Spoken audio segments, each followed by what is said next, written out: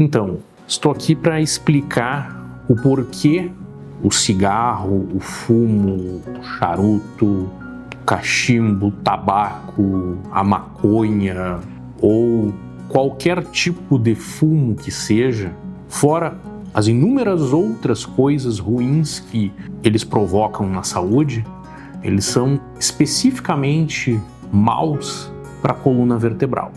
Tudo começa em a gente entender como a nossa coluna degenera, como ela envelhece.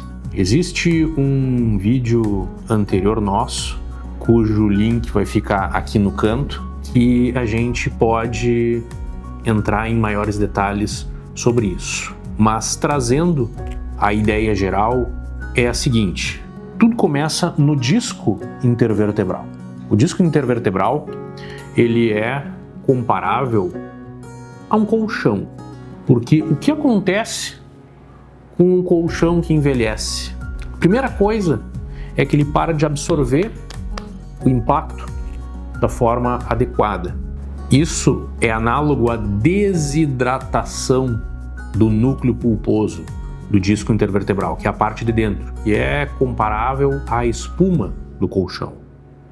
E a parte externa, a capa, o revestimento, a gente pode comparar ao ânulo fibroso, que é a parte, que é a borda mais externa do disco intervertebral. Com o passar do tempo, o colchão vai envelhecendo, não absorve impacto direito, ele achata e ele esparrama. E é exatamente o que acontece com o disco intervertebral, que perde altura e abaula ou protrui. Em casos mais graves, isso não para aí e acontece um rompimento do ânulo fibroso. E aí, através desse ânulo fibroso rompido, uma parte do núcleo pulposo, da espuma, sai, extrui, hernia. E esse é o mecanismo pelo qual se forma a famosa hérnia de disco. Isso, onde é que isso se conecta à questão do fumo? Esse processo todo se inicia na desidratação. E a desidratação, ela é devida a um déficit, a uma má circulação, porque o disco ele é hidratado através da circulação. Tudo bem que dentro do disco, propriamente dito, não existem vasos sanguíneos visíveis, significativos, né? Então essa hidratação ela é dada pela parte circulatória célula a célula. Então ela já é precária, pressupondo-se uma pessoa jovem e saudável. Coloque-se em cima disso anos de vida, de esforços, de sobrecarga e mais ainda, fora todas as situações de saúde geral, um hábito absolutamente danoso para o corpo como um todo, que é o fumo. O tabagista muitas vezes não tem consciência do mal que está fazendo para a sua própria coluna. Devido a isso, eu senti a importância de a gente abordar esse tema especificamente, como parte de um esforço para que se reflita a respeito disso, para que cada vez mais se tente abandonar, minimizar esse hábito que parece que ganhou força nos últimos anos em meio à população, principalmente entre os mais jovens, o que é lamentável.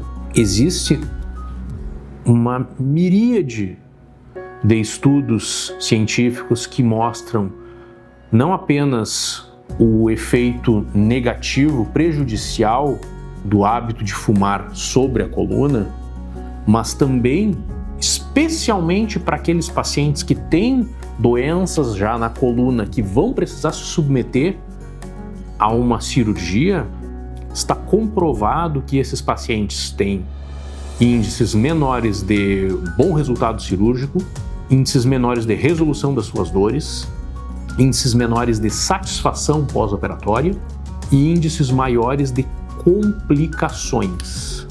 Então, a cirurgia de coluna, seja de que tipo for, ela é especialmente problemática no paciente que fuma em relação àquele mesmo tipo de cirurgia no paciente que não fuma. Então, isso é uma coisa muito importante a gente levar em consideração.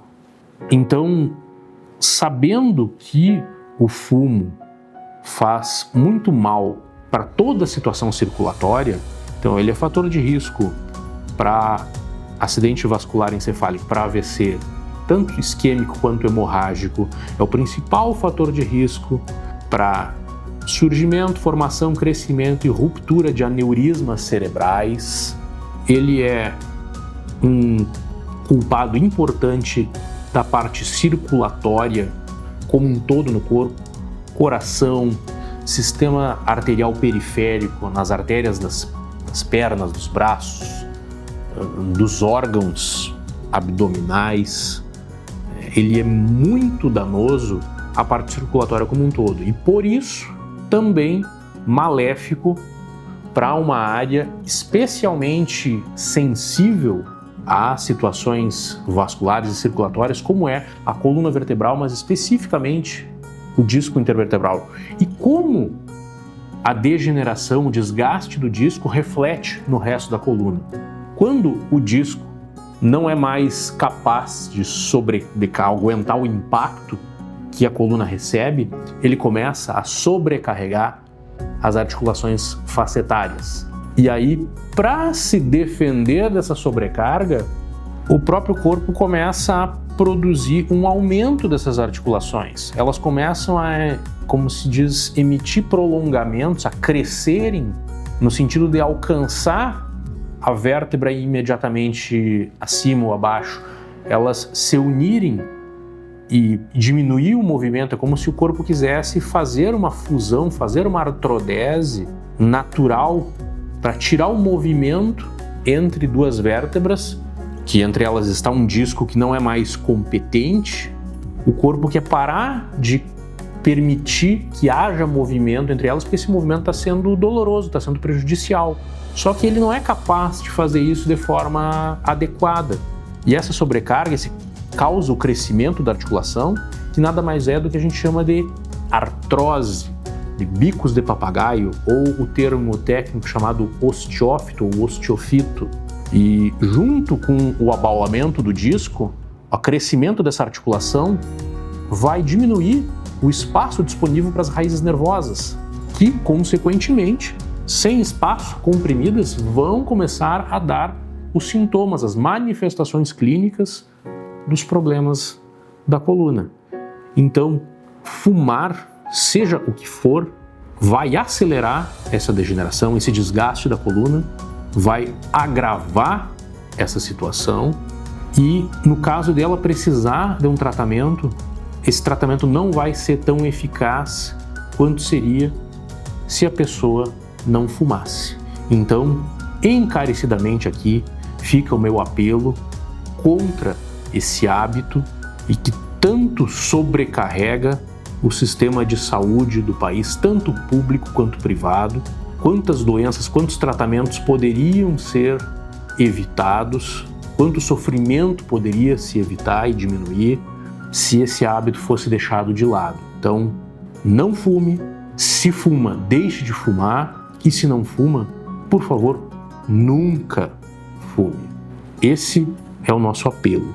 Então, nesse momento, deixe seu like, compartilhe com seus amigos, proteja a sua coluna não fumando. Obrigado.